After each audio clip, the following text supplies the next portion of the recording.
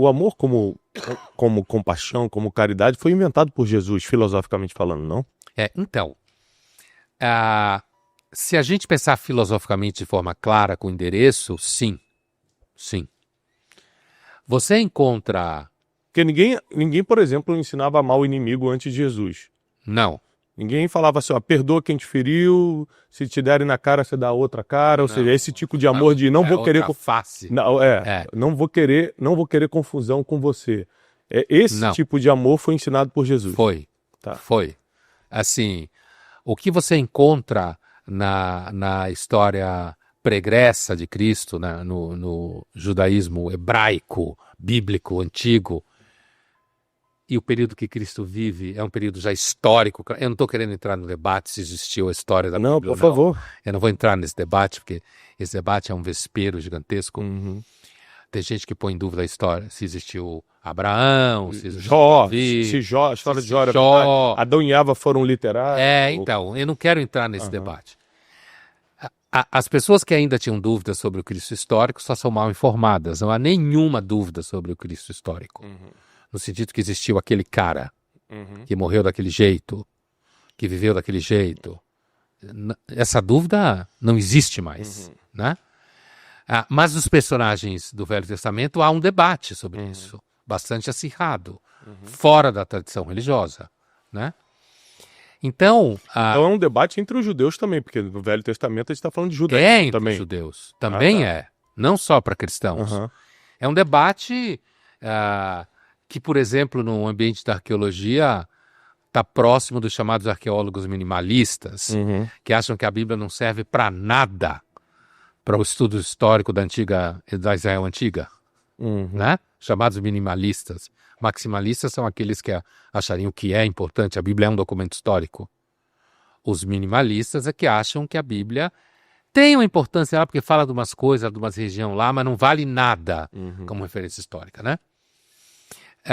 Você tem a ideia de que Deus tem comportamento misericordioso na Bíblia, no Velho Testamento, está presente, né?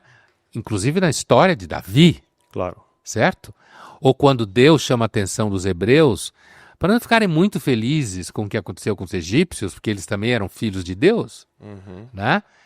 Mas dessa forma organizada, como vai aparecer em Cristo, que é um judeu do período do Segundo Templo, correntes apocalípticas, análise moral da lei, né? Cristo está inserido profundamente em ambas as tradições. Já tinha 400 anos que nenhum profeta forte se levantava em Israel, estava precisando de uma voz, era uma época que precisava de uma voz. Estava à deriva, desse ponto de vista da tradição profética israelita, né? Estava à deriva. Tinha lá a moçada do Mar Morto, os super apocalípticos, essênios. Exatamente, super apocalípticos, que viviam naquelas cavernas lá. Você olha e diz assim, como alguém conseguia viver num lugar desse, do nosso ponto de vista contemporâneo, né? Mas assim, então não, quando você olha assim, você pode dizer, não, seguramente Jesus foi quem sintetizou de forma absolutamente clara essa ideia desse amor aí. Agora uma pergunta filosófica. É isso que ele estava perguntando. Isso. E uma pergunta filosófica, você que conhece filosofia do início ao fim, né? Você conhece os grandes pensadores, as grandes teorias. Jesus foi ineditista? O que ele falou é autoral? Olha, esse debate é um debate que aparece quando você vai estudar os primeiros filósofos cristãos, né? Orígenes, Clemente, mesmo Agostinho, a patrística, como se fala na tradição cristã, né? Os padres fundadores da igreja, os gregos e primeiros gregos, depois latinos. Uma das formas que os primeiros cristãos entram no debate com a filosofia, porque o que aconteceu? O cristianismo nasceu dentro do judaísmo, que era um povo periférico no Império Romano, já era periférico no período macedônio, né? Do Alexandre, né? um povo que era olhado. Se você ler, por exemplo, Tácitos, um historiador romano do início da era cristã, judeus e cristãos são nada. Nada, né? Se você visse, você fosse um romano e cruzasse com um judeu, que inclusive para os primeiros romanos, judeu e cristão era tudo farinha no mesmo saco, certo? Flávio Josefo que deu uma moral maior. Que era um judeu romanizado. Ele era judeu de origem. Tá. Né? Ele era judeu romanizado. Ou seja, ele conhecia bem aquela região. Né?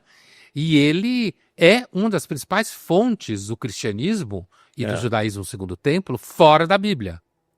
Né? Ele tem um famoso livro, A História dos Hebreus. É, isso mesmo. A Galileia, da época em que ele vivia. Bom, se você vê Tácitos, que é um historiador super reconhecido na história, né, na historiografia até hoje, e se você imaginar, por exemplo, um judeu chegando diante de romanos cultos, ricos, poderosos, e falando, existe um Deus só? Primeiro os romanos iam achar que ele era pobre, porque tinha um Deus só. Onde já se viu ter um Deus só? Aquilo que o monoteísmo vê como força, o romano culto ou um grego culto considerava um empobrecimento. Você tem o quê? Você tem um vestido só? Um terno só? Um sapato só? Né? É interessante de pensamento. Em segundo lugar, para um romano desse, porque esses romanos, principalmente os romanos patrícios, lá no topo da pirâmide social romana, né? Além de ter um Deus só, era um absurdo. O outro absurdo era alguém dessa turma aí que tem um Deus só dizer, e ele escolheu o meu povo. Mas qual é o seu povo mesmo? É aquele povo? Aquele pequenininho povo ali. Pobre lá? Maluco? Tão maluco que fica destruindo o templo romano? Porque os romanos queriam imposto e escravos, que fazia parte do comércio romano, né? Então, assim, para esse romano, a ideia de que um povo pobre, miserável, fraco, que tem um Deus só e que acha-se o centro da história do mundo, porque Deus escolheu aquele povo, para o romano culto, ele ia dizer, se ele fosse um cara que tivesse alguma compaixão, ia dizer, coitado, você acha isso? Como você... Que ignorância. Olha a sua volta, você está em Roma. Você acha que o quê? Se esse Deus que você estava falando, de fato fosse o cara, ele teria escolhido a nós, romanos. É claro que, do ponto de vista do judaísmo e do cristianismo, é construída toda uma visão de mundo que está fora desse eixo romano, né? Completamente fora. Mas, do ponto de vista, estou fazendo aqui o famoso exercício do olhar do outro. Do ponto de vista do olhar romano, esse romano ia dizer, não, olha, a prova cabal que esse seu Deus não existe, existem vários deuses, mas se eu quiser partir do pressuposto que esse Deus seu é o verdadeiro, a prova cabal que ele não é o verdadeiro é que ele não escolheu a mim. Eu sou romano. Eu sou da aristocracia romana, eu mando no mundo. Certo? Por que não escolher César, né? Então, tem gente que achava que era um deus, entre outros, né? Porque uma das características do politeísmo é que fabrica deus que nem água, né? Agora, os deuses romanos em si desapareceram, o evangelho perpetuou. Como é que você explica historicamente a perpetuidade do evangelho de Cristo? Já são 2000 anos. Então, primeiro eu queria voltar quando você falou do caráter inédito. Eu comecei a falar de que os cristãos primeiro sobem na pirâmide social do Império Romano, começam a converter romano culto, grego culto, e aí começa a assimilar a filosofia. Um dos primeiros grandes embates era a afirmação de que Jesus, na realidade, era o maior dos filósofos. A preocupação de alguém que estava pregando no Areópago era dizer, olha, vem cá, o que eu tenho para falar, você pode até achar loucura, mas presta atenção, porque você vai conseguir comparar com outros filósofos, tá? E ali, no ambiente romano, especificamente, a grande filosofia era o estoicismo. Naquele momento era o estoicismo. Né? Era a grande filosofia da casta culta romana. Né? Então, assim, portanto, o cristianismo já se construiu em cima da ideia de que há um caráter inédito no que falava Jesus Cristo e que ele tinha uma filosofia nova para colocar ali na mesa de negociação das filosofias. Né? Então, não há dúvida que na história da filosofia enquanto tal, para você ter aquilo que Victor Hugo vai fazer na abertura dos Miseráveis, quando ele salva o Jean Valjean, porque o Jean Valjean rouba os castiçais e rouba o dinheiro e mente para a polícia, que era o criminoso Jean Valjean, fugido, e mente para a polícia que o padre tinha dado para ele, sim, os castiçais, né? O dinheiro, tinha dado para ele o dinheiro que ele roubou e tal, e os castiçais ele vai dar depois. Quer dizer, quando ele diz não, ele está falando a verdade. E o Jean Valjean, com certeza que ia ser ferrado, e o padre vira para a polícia e diz, não, ele está falando a verdade, é dele mesmo. E olha, você esqueceu inclusive aqui esses castiçais, certo? Quer dizer, tinha roubado prataria, não sei o quê. Essa cena dos Miseráveis só existe por causa do cristianismo. Essa ideia, ou por exemplo, personagens como Dostoiévski, não personagens, ou Dostoiévski, mas os que ele criou, né? Ou Tolstói. Estou lendo Tolstói agora. Né? A Ressurreição do Tolstói, que é o último romance do Tolstói, só existe por causa do cristianismo. Eu estou lendo A Confissão. Sei, o livro que ele escreveu depois que ele desistiu de se matar. Né? No Brasil está publicado pela Mundo Cristão, se não me engano. Não, é pela Mundo Cristão. A minha edição no Brasil é Mundo Cristão. Mundo Cristão. Então, é um excelente livro esse. Tô gostando, porque ele entra numa falta de sentido de vida muito grande. Sim. E procura em tudo, na bebida, ele procura... No Schopenhauer, na filosofia, ele procura. Todos tentam, de alguma forma, encontrar esse vazio da alma, coisa que você, por exemplo, não sente como filósofo, esse vazio.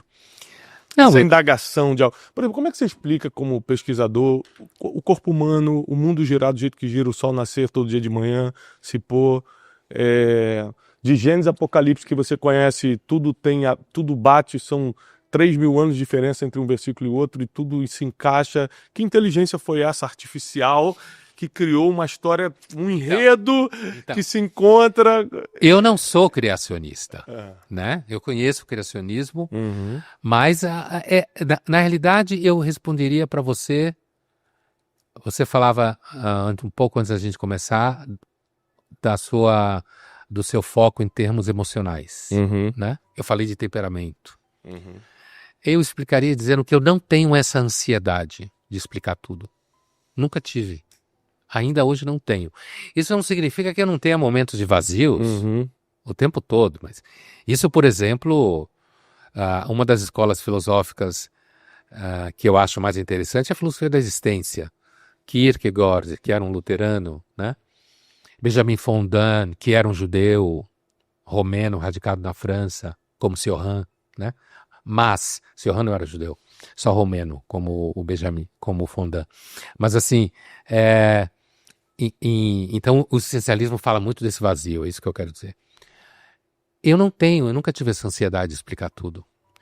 Eu, na realidade, nunca achei que eu conseguiria encontrar alguma coisa que explicasse tudo. Eu acho que isso é temperamento, sabe? E então por isso que eu não cheguei lá. Por isso que eu não... Para mim a vida ela não é assim. Ela só tem sentido se encontrar uma resposta definitiva para tudo. Para mim nunca funcionou assim. Entende? Por isso que eu acho que temperamento... Não foi isso que eu inventei. Isso é uma ideia da filosofia. De que temperamento muitas vezes é destino. Entendeu? Dependendo do temperamento que você tem.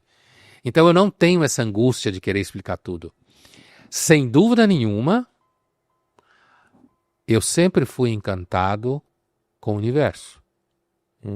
A ideia de que talvez exista um princípio inteligente por trás disso, já está no Aristóteles. Apesar de que a Bíblia hebraica é anterior a Aristóteles, né? É anterior. Mas na tradição filosófica já está no Aristóteles. E, aliás, vai ser fundamental para os cristãos na Idade Média, o Aristóteles. Apesar que o Lutero não gostava muito dele, né? Mas assim... Mas grandes pensadores cristãos eram aristotélicos. Eles... Sem dúvida. O cristianismo assimilou Aristóteles. São Tomás de Aquino, por exemplo. São Tomás. Completamente aristotélico, né? Mas assim... então eu nunca tive essa questão de ir buscar uma resposta definitiva e tal. Agora, não há dúvida, portanto, que o cristianismo, quando você falou porque o cristianismo engoliu Roma, que é uma grande ironia, né? Histórica, de certa forma, o maior império da época, não foi só o cristianismo, foi o fato que Roma começou a ser engolido pelo próprio crescimento e pela própria impacto das culturas que ele foi conquistando dentro do próprio império e da própria desorganização do tamanho que ele chegou, né? E da perda do caráter estoico romano, que foi virando uma baderna, né? Mas eu acho que o cristianismo pegou, sem dar nenhuma explicação teológica, no sentido pegou porque tinha que pegar, porque Cristo é Deus, sem dar esse tipo de explicação. Eu acho que o cristianismo pegou justamente porque ele foi construindo uma antropologia filosófica profunda, que fala profundamente a condição humana. Entendeu? Resolve algumas questões do ser humano. E fala como vida após a morte, do sofrimento, sem dor, dúvida esperança. Nenhuma. Vida após a morte, esperança, tudo isso, né? Mas porque ele fala profundamente com relação, ele toca o sofrimento humano de forma muito profunda. Isso faz eco. Faz eco. É impressionante porque, assim, como a gente pode contribuir, né, Wesley, com a sociedade com conversas como essa, né? Quanta gente deve estar agora abrindo a mente já com vontade de ler, de absorver informações.